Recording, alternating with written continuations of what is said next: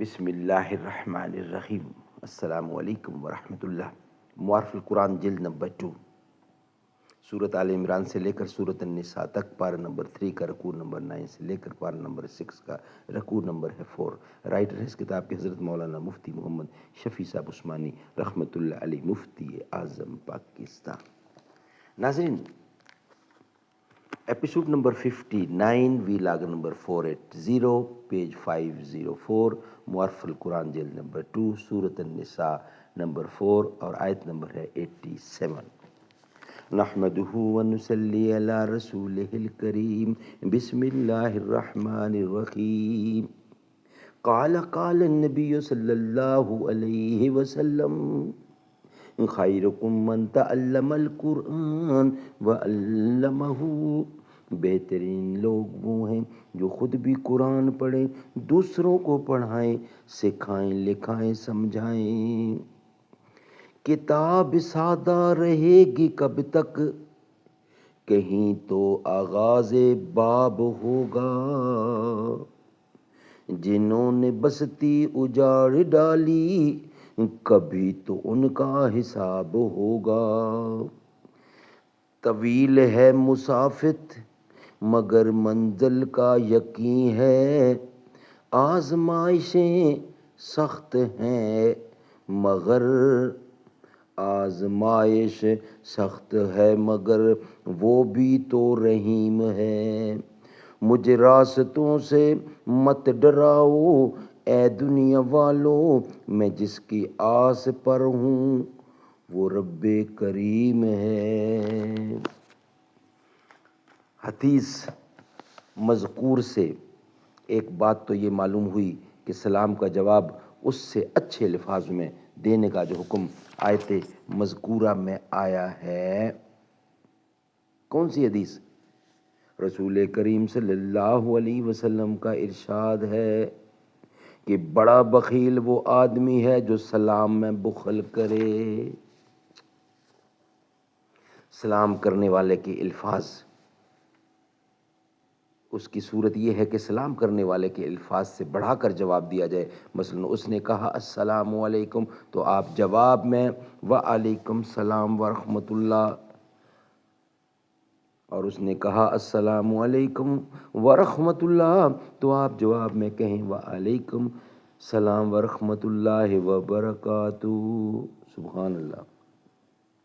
دوسری بات یہ معلوم ہوئی کہ یہ کلمات کی زیادتی صرف 3 کلمات تک مسنون ہے، اس سے زیادہ کرنا مسنون نہیں، اور حکمت اس کی ظاہر ہے کہ اسلام کا متوقع مختصر کلام کرنے کا مقتضی ہے، اور اس میں اتنی زیادتی مناسب نہیں ہے جو کسی کام میں مخل یا سننے والے پر بھاری ہو جائے۔ اس لیے جب ایک صاحب نے اپنے ابتدائی سلام ہی میں تینوں کلمات جمع کر دیے تو رسول کریم صلی اللہ علیہ وسلم نے آگے اور زیادتی سے اعتراض فرمایا ہے۔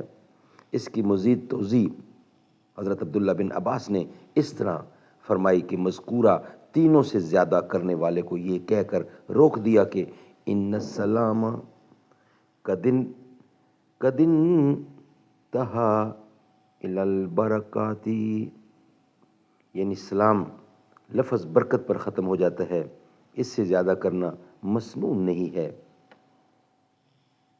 تیسری بات حدیث مذکور سے یہ معلوم ہوئی کہ سلام میں 3 کلمات کہنے والے کے جواب میں اگر صرف ایک ہی کلمہ کہہ دیا جائے تو وہ بھی ادا بالمثل کے حکم میں حکم قرآنی اوردھا کی تعمیل کے لیے کافی ہے، جیسا کہ اس حدیث میں حضرت صلی اللہ علیہ وسلم نے صرف ایک کلمہ پر اکتفا فرمایا ہے۔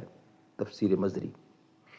مضمون آیت کا خلاصہ یہ ہوا کہ جب کسی مسلمان کو سلام کیا جائے تو اس کے ذمے جواب دینا تو واجب ہے، اگر بغیر کسی عذر شرعی کے جواب نہ دیا تو گناہ گار ہوگا۔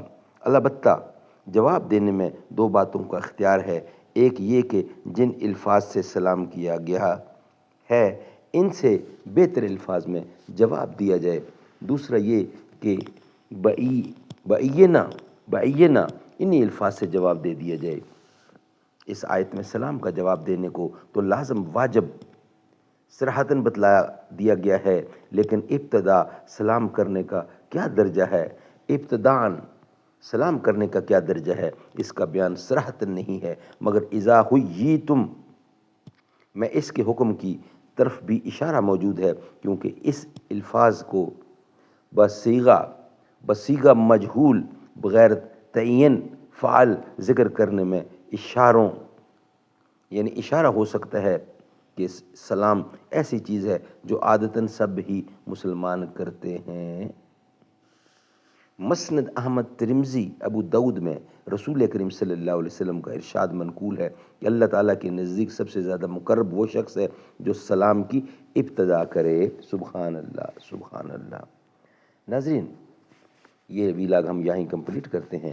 نیکسٹ ویلاگ میں انشاءاللہ اس کا بقیہ حصہ ہم آپ کے سامنے رکھیں گے۔ یہ ویلاگ ہمارا یہاں ہی مکمل ہوتا ہے۔